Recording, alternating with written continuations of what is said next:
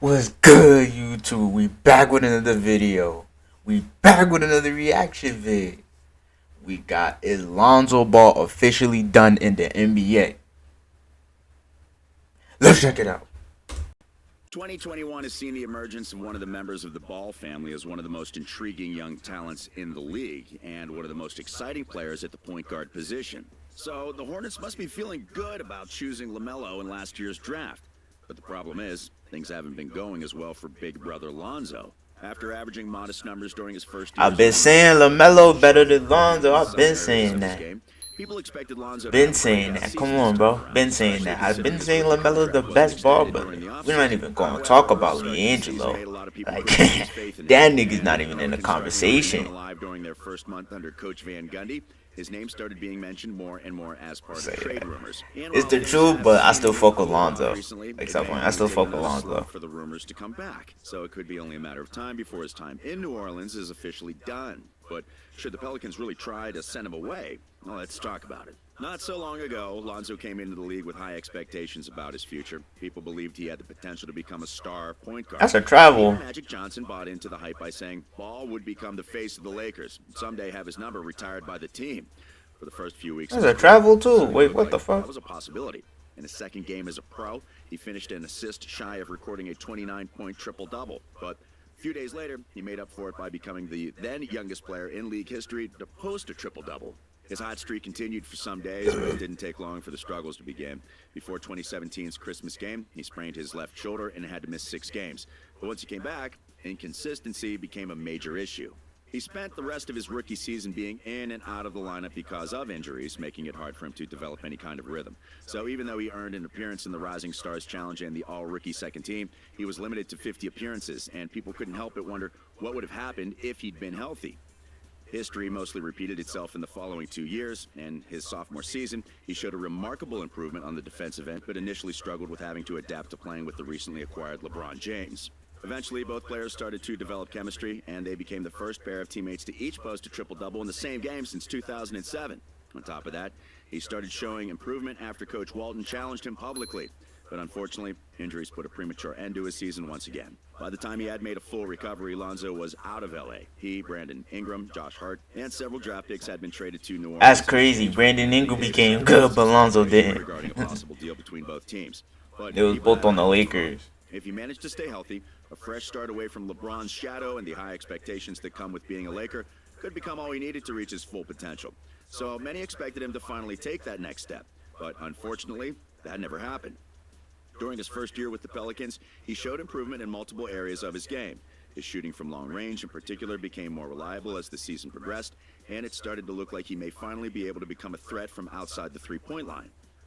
His 20-point games also became somewhat more frequent, but it was still common for him to finish games in single-digit scoring. So by taking a look at the stat sheet, it would be easy to assume he became a better player. After all, most of his numbers looked better than in previous years. For the first time in his career, injuries didn't stop him from playing until the last game of the season. And of course, his connection with Zion was something impressive, just like most of the lobs completed between the duo. However, it never felt like he was in a position to become anything more than a role player. With Ingram, Drew Holiday, and eventually Williamson ahead of him in the team's pecking order, his role was often similar to that of a 3-and-D player. To make things worse, he had a miserable run inside the bubble. Almost all of his averages went down, and his shooting from long range took a major step back as the Pelicans failed to live up to expectations and ended up being eliminated from playoff contention rather quickly. In his own words, Lonzo said he felt like he had let the team down with his performances. Of course, he wasn't the only I said this before. It's not him. It's the coach. It's the coach's system. It's just not fit for him. As he and the team couldn't agree on an extension. So once again, all the attention turned to whether he'd manage to take his game to the next level in the upcoming season. This time around, he needs to be on the team where they play a more faster pace. From the start of the season, he would have to show he was worthy of receiving a good contract. And since he revealed he wanted to win Most Improved Player of the Year, just like Ingram. In his rookie year in preseason, he was looking nice. I don't know what's going on now. But during the first few weeks of the season, it looked like it would be very difficult for him to achieve any of those goals. His game in December and January left a lot to be desired, and some people even started to believe he was one of the reasons why the Pelicans started slowly once again despite being healthy. His scoring average was similar to last year, and his defense remained arguably the best part of his game. but there were few other reasons to be excited about him. Instead, many things seemed alarming at first. His passing and rebounding averages were considerably down from the last season, and his shooting from long range remained almost as bad as it was inside the bubble. The only area where he made any improvements was on his free throw shooting, but considering the few shots he takes from the charity stripe, it wasn't enough to compensate for his regression in other aspects of his game. So when the losses kept piling up for the Pelicans, Lonzo was one of the first players to be pointed out by the public. Neither he Crazy. nor Bledsoe was living up to their expectations, and with both members of their starting lineup struggling to start the season, there was little the rest of the team could do. Reasonably, the trade rumors became louder after every game, and if the team continued losing, it probably would have been a matter of time before they made a move. But then things started to improve for the oldest Ball brother.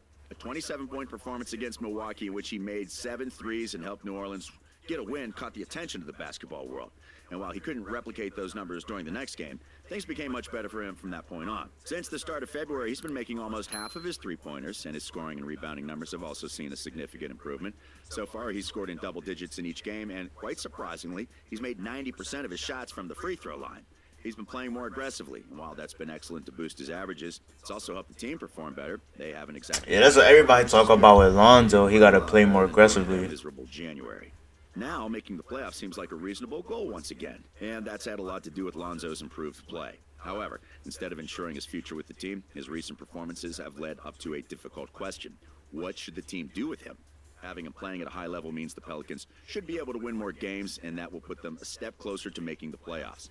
That alone should be enough reason to keep him off the trading block. But considering his previous history, how can the team be sure he will keep performing like this? Nobody can tell whether he's finally unlocked the best version of himself or if it's only a matter of time before he regresses once again. And that puts the team in a complicated situation. There were already a few teams interested in making a trade for Lonzo, and that was with him playing rather mediocre basketball. Now that he's performing at a higher level, it is possible other teams consider he could play as well, if not better, with them. And that means the Pelicans could get more value for him as part of a trade. But should they really do it? While keeping him means he can take a step back at any moment, replacing him is not exactly an easy thing to do. I mean, they better hurry up because the trade deadline closing is ending soon. On the bench who can step up as their starting The point. trade deadline coming up soon, so they better hurry up. Receive a player that can do the things he does. 3-and-D guys are some of the most valuable players in the league, and those who can make plays for their teammates are even more so. In other words, it could be difficult finding a team willing to part ways with someone who does what Lonzo does. There's the idea the team could get multiple pieces in return that could help them improve their bench. However, giving away your starting point guard and best defender for depth in the middle of the season doesn't sound like a winning formula. So, unless someone makes the Pelicans an offer they can't refuse, the best will be to keep Lonzo on board. In the worst of cases, he'll provide excellent defense, solid passes, and hopefully shooting from three-point range. That won't turn him into an all-star anytime soon, especially in the Western Conference, but it should be enough to help him remain with the same team for a while. In the end, it's hard to tell what will happen with Lonzo in the future. He's arguably one of the most polarizing players in the league, and his inconsistency and health issues have often made it look like people shouldn't have expected so much from him. But even though it may not feel like it, it's still too early to tell. He may not become the next Jason Kidd, but he still has a chance to become better than the next Ricky Rubio. If he can continue playing at a high level, the Pelicans should keep their faith in him for a little longer, and perhaps he'll be able to prove them right in the long term. But now, what would you do in the Pelicans' place? Would you prefer to trade Lonzo while his value is high? Let us know in the comments. We hope you've enjoyed today's video, and if you did, like it and subscribe to our channel. For Hold more on, I'm gonna NBA wait till you content. finish. We are courtside. I wouldn't trade him mid-season. If they trade him mid-season, they're kind of dumb because that's their best point guard. Their backup point guard, whoever it is probably ass. I don't know who he is, but since I don't know who he is, he's ass. But yeah, if they do trade him, it's a dumb idea. I wouldn't trade him mid-season. I'll play the season out with him. If he's doing good and being consistently good, dropping double digits consistently good, and averaging up pretty high assists, and his PR is good, then yeah, I'll keep him on the team. But if he's not, I'll trade him next season. Like maybe like with a draft pick, maybe a pickup a point guard in the draft, and I'll trade him with the other team or whatever. I'll probably do that, cause there's some good for the draft coming up. I heard there's some good point guards, there's some good guards. So yeah, I'll definitely do a trade with another team. They got a point guard that I want from the draft. But yeah, Like Lonzo just needs to be on a different team, bro. Maybe he's finally feeling the system because he's more fast paced. So and Stan Van Gundy plays a more slower basketball. So and hopefully he'll figure it out, bro. I'm not a Lonzo hater. I just think LaMelo's the best, but Lonzo's still good. And like I said, we're not even going to talk about LiAngelo. That's the end of the vid. That's the end of the reaction. Hopefully you enjoyed this vid. If you enjoyed, go ahead subscribe to my channel. Hit that subscribe button for more content like this. If you like the video, click that like button. Go ahead, click that thing right now. Comment down below. I'll respond almost instantaneously. And follow my Instagram.